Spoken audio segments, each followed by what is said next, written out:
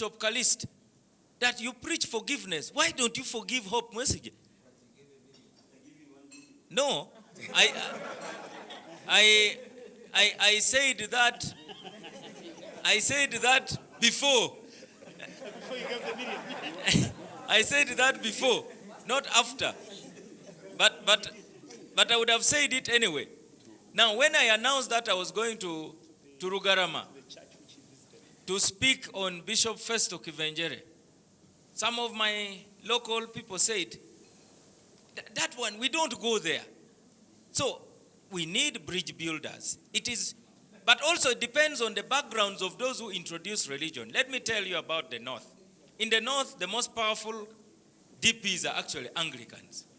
And some of the most outspoken UPCs are Catholics.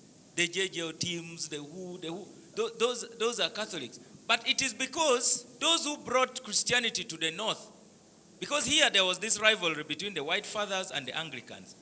They transplanted their sectarianism from Europe and brought it here. For us in the North, we had these Comboni missionaries, the Italians, and somehow we don't have that kind of thing. So there may be need for research into these origins of this, so that we find out where the bile is, cut it out, and if possible, dispose of it. Thank you. Thank you, President Mao. She has gone out. Oh, no. Gertrude? We shall then have a response, some kind of rejoinder from Bishop Zach before I have the final round of comments and questions. Thank you very much, Peter. I'm Gertrude Rose, and I work with the local governments, ULGA. I wanted to share my opinion regarding the whole concept of good governance and the role of the religious groups. And having heard from the deliberations on the floor, I felt that I think it's time we thought about emulation, the whole concept and the principles of good governance. I think it's time the religious leaders opened up their structures to public full participation and involvement. And if we are going to consider the issue of reorientation and looking for a new cadre of leadership, it's time the churches brought on board on the decision-making, the people.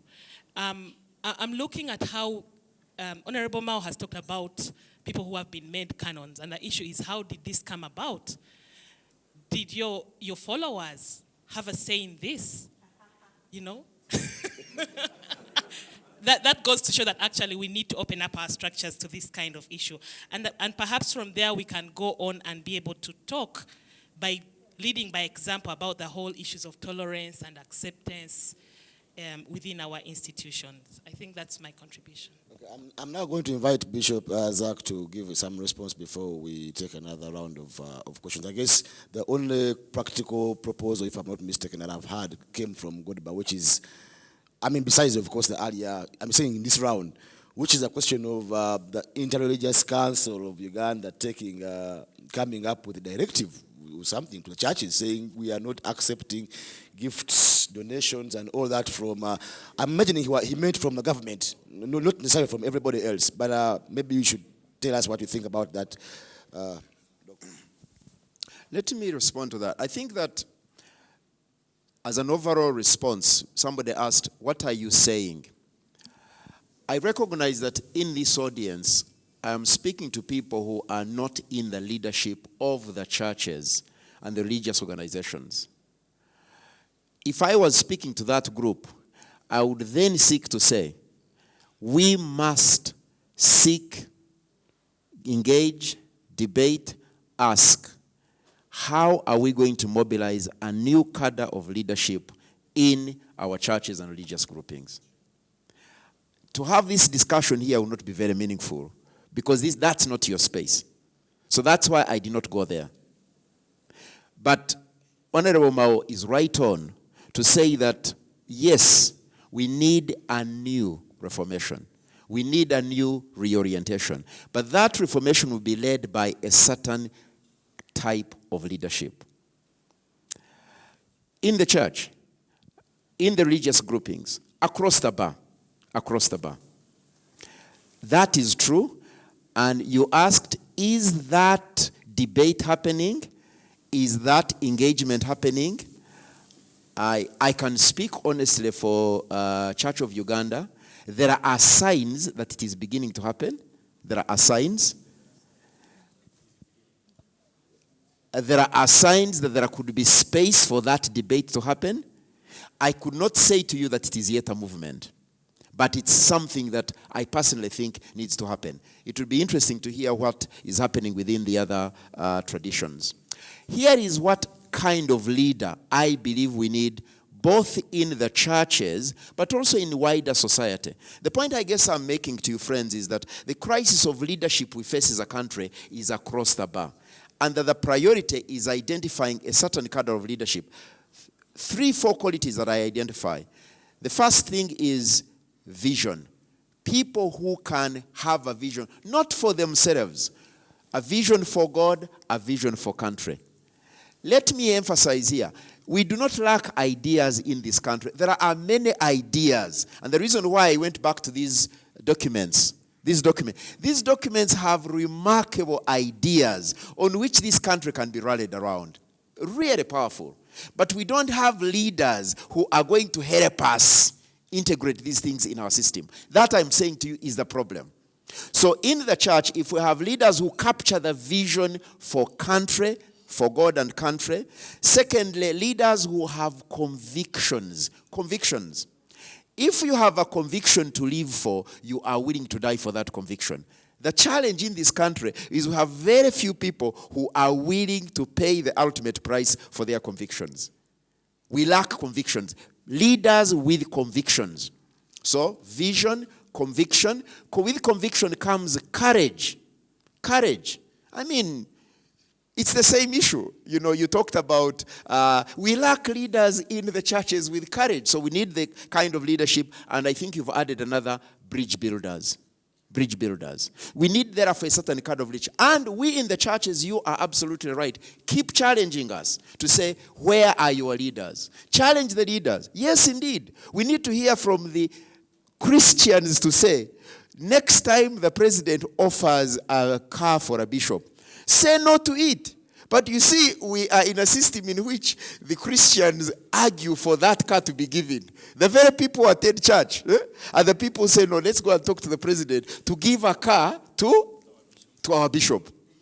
Yes, so it's not the president who just dishes it.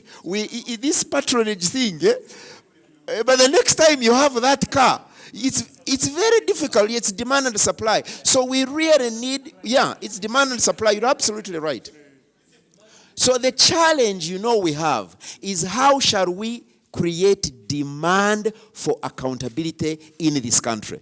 How shall we create demand for accountability in our churches? And I am suggesting that we need a kind of new leadership. Patronage of ethnic groups and so on and so forth.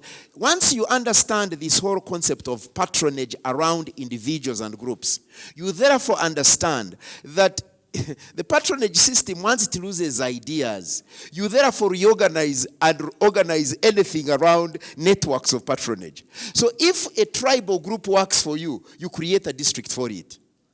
If a church works for you, you give them a car. If a region works for you, you create a regional tier. You can do anything in order to ensure that the group votes for you. If this group prefers a king, and it's good for them to have a king, but it's not a good idea for that group to have a king, you allow these ones to have a king, and those ones not to. That's the way it works.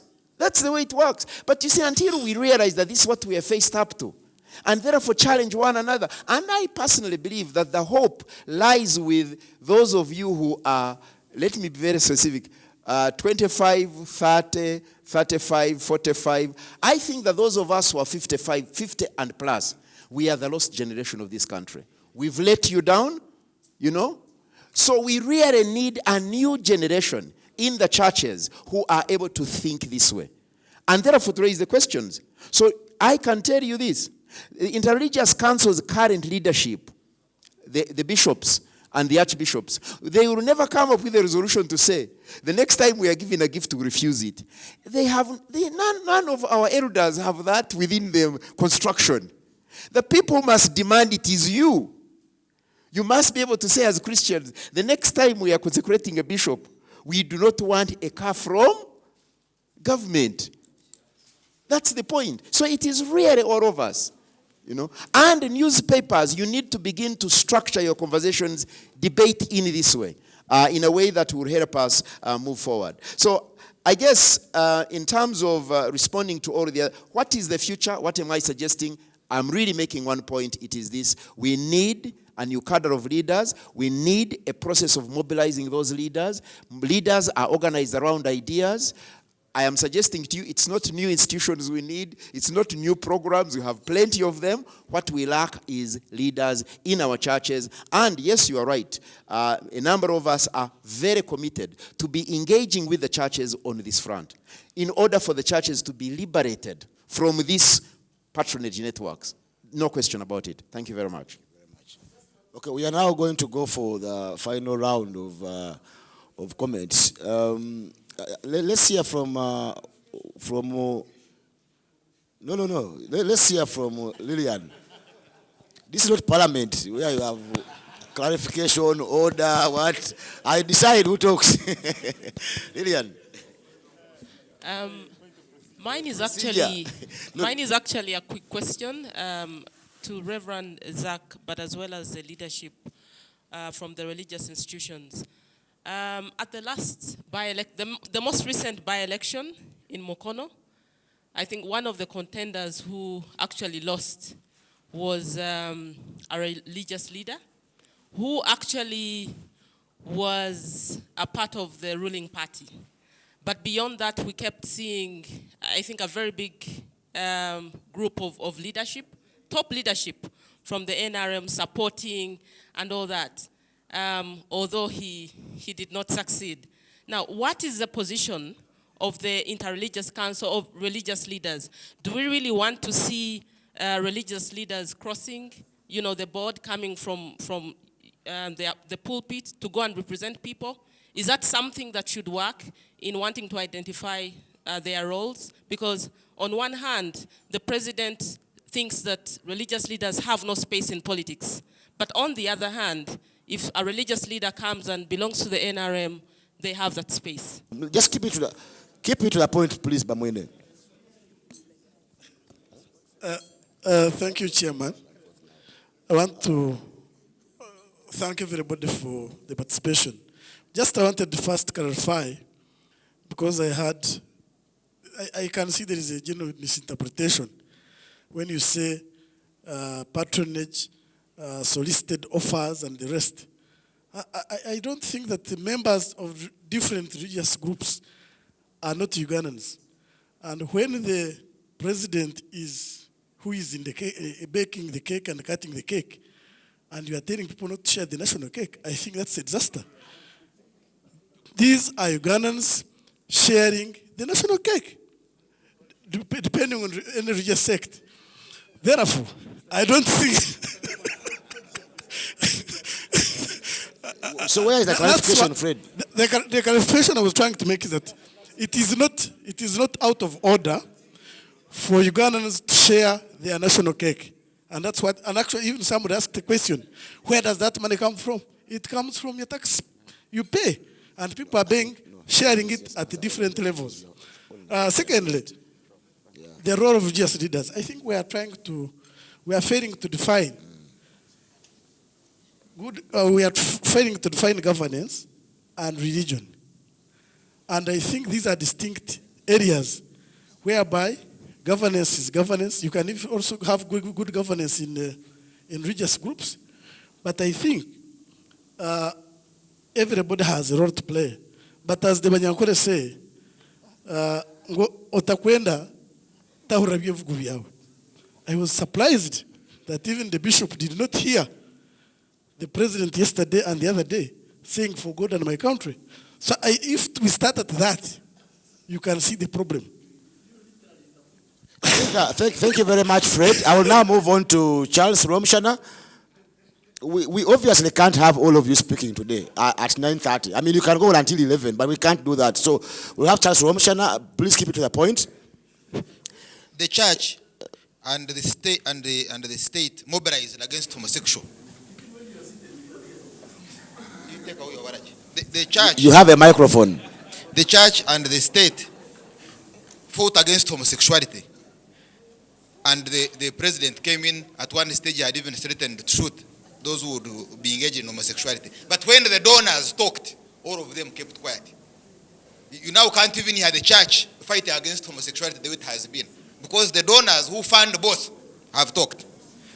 The church and the state and the politicians are all about winning minds. Whereas the church intimidates that if you don't follow a certain line, you will be burnt in hell. In winning minds, the politicians use material benefits. The woman was killed in Mukono recently. There's another one who has been killed in Chana Mukaka. Women are killed and gang raped. You can't hear the church mobilizing against that kind of vice. The Bible says, happy are the poor, for the kingdom of God is theirs. And whenever there is poverty, you will see the proliferation of churches. When you see church leaders doing very well, then you know people are poor, I think. Okay, I think we have done a good job to mobilize, to try and define the problem. Yeah, we are now trying to say what do we do. I don't know, Gerard has gone out. I thought he had let's hear from Pastor Samuel Mwebas. I mean, Pastor Samuel Mwebas. We have had some of you people, before, so we don't think he's going to say much new. Pastor Samuel Mwebas. Yes, sir, he will end. He will end. Thank you, Mr. Chair.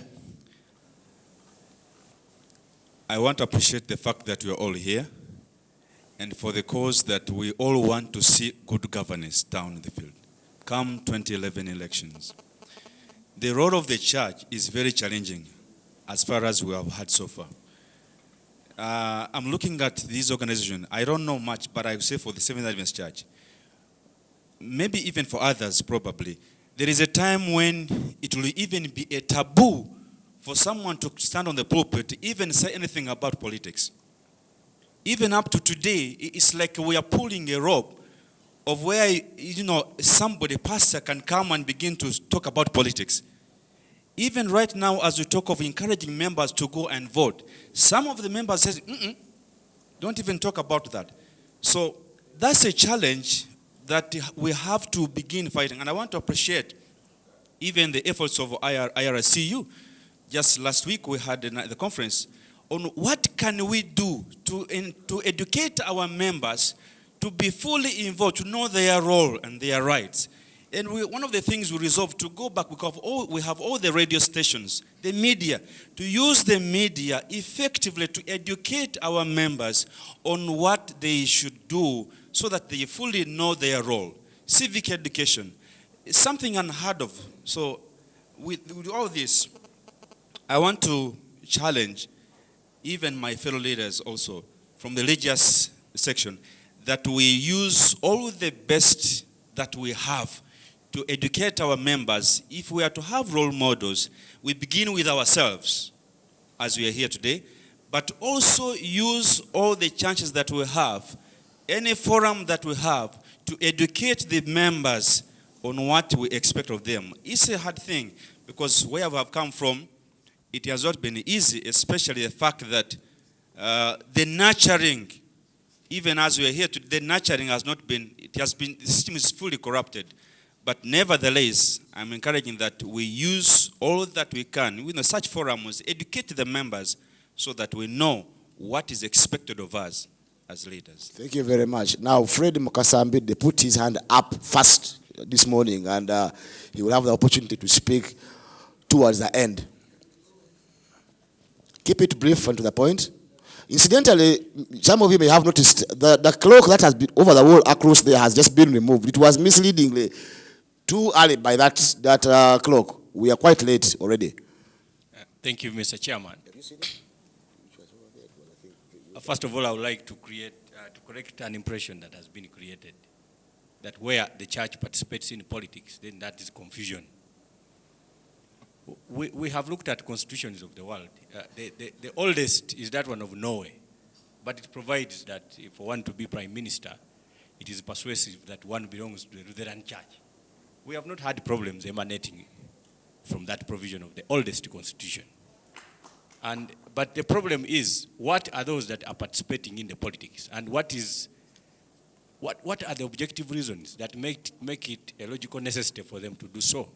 I think what we are dealing with is a diseased century. The comrades that have submitted as our key belong to a century that created questions. Certainly they don't have the answers. You cannot have the answers born in any gray hair.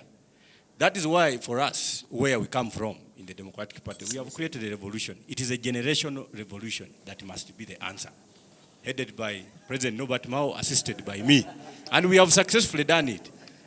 We are the answer. Anybody that must be voted for in the next realm of governance, be it of church, of anywhere, must be those born after independence. You can see how the leaders, the tax contributions that Ugandans make to the coffers, that we definitely call the consolidated fund. Comrade Bamwine calls it a national cake. That thing is not a cake. Those are contribution purposes that roads must be created. That's why they cut it and eat it. It is not a cake, and Mr. Chairman, the definition lies in the next generation, our generation. Thank you very much. Thank you very much, Fred Mukasambide. Of course, Chairman Mao, President Mao has gray hair, and so do I. And I want to believe we both belong to that generation you're talking about. I will invite Sheila to give just, in fact, I think you were saying that she had addressed the issue you wanted to say. But I can give you 1 minute to give a final response before I invite Bishop Zach to conclude this. We have exceeded our time, but we have so far liked what we are hearing. Okay, thank you very much, Peter, and the STON members. Bishop Zach, actually, when you gave your responses, you tackled a number of issues which are lacking within our churches and our other religious institutions. That is lack of credible leadership, leaders with integrity. We have weak value systems within the institutions. We lack risk takers, courageous leaders, visionaries, those who are committed to and willing to